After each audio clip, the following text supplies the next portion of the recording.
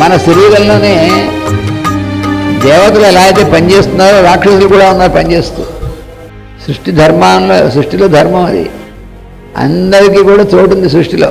వీళ్ళందరూ అసలు సృష్టించడం ఎందుకు, మరి సృష్టించిన తర్వాత వాళ్ళందరూ అలజడి లేపడం ఎందుకు, దానికోసం మళ్ళీ వాళ్ళతో యుద్ధం చేసి వాళ్ళని చేయడం ఇవన్నీ ఎందుకు, ఏమిటండి ఇది, భగవంతుడు ఎందుకు చేశాడు అనే ప్రశ్న వస్తూ ఉంటుంది.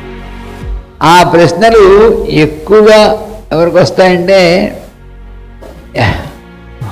వాళ్ళు దుష్టులు చాలామంది ఉన్నారు అని కనబడినటువంటి వాళ్ళకి వస్తాయి. దుష్టులు ఎంతమంది ఎక్కువ మంది ఉన్నారు అనేటువంటి దృష్టి ఎవరికైతే ఉంటుందో వాళ్ళకి వస్తాయి ఆ ప్రశ్నలు. దేవతలు ఉంటే పర్లేదు, కానీ రాక్షసులు ఉంటే మన శరీరంలో ఇబ్బంది కాదు. శరీరంలో ఉన్నటువంటి ఫంక్షన్స్ అనేటువంటి వాటిలో కొన్ని ఫంక్షన్స్ వాడికి, కొన్ని ఫంక్షన్స్ వీళ్ళకి భగవంతుడు ఇచ్చాడు సృష్టించినప్పుడు. ద్వేషం, రాగం, ద్వేషం, కామం, క్రోధం ఇలాంటివన్నీ కూడా ఉన్నాయి. ఇవి రాక్షస గుణాలేగా. మరి దయ, ప్రేమ, క్షమ ఇలాంటి గుణాలన్నీ ఉన్నాయి. అవి దైవీ గుణాలు, ఇవి రాక్షస గుణాలు. ఈ రెండింటి మధ్యన యుద్ధం జరుగుతూ ఉంటుంది ఎప్పుడు. అదే దేవతలకి రాక్షసులకి జరిగేటువంటి, అంటే ఇది హయ్యర్ ప్లేన్స్లో జరుగుతూ ఉంటుంది, మన దీంట్లో కూడా జరుగుతూ ఉంటుంది. ఇది జరిగినప్పుడు ఏమవుతుందంటే ఒక్కోసారి మనలో ఉన్నటువంటి నెగిటివ్ స్ట్రాంగ్గా అయినప్పుడు మనలో ఉన్నటువంటి మంచి గుణాలు ఓడిపోతాయి.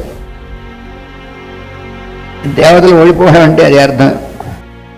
రాక్షస గుణాలు ప్రజ్వలిల్లాయి, దైవీ గుణాలు బలం తగ్గింది. అప్పుడు మనకి ఇలాంటివన్నీ వస్తుంటాయి.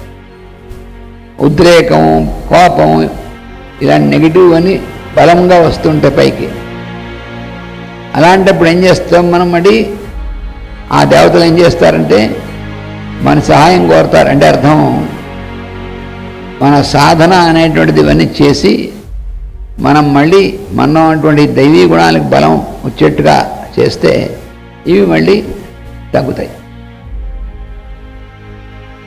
ఇలాగా దేవతలకు సహాయం పడడం అంటే అది అర్థం.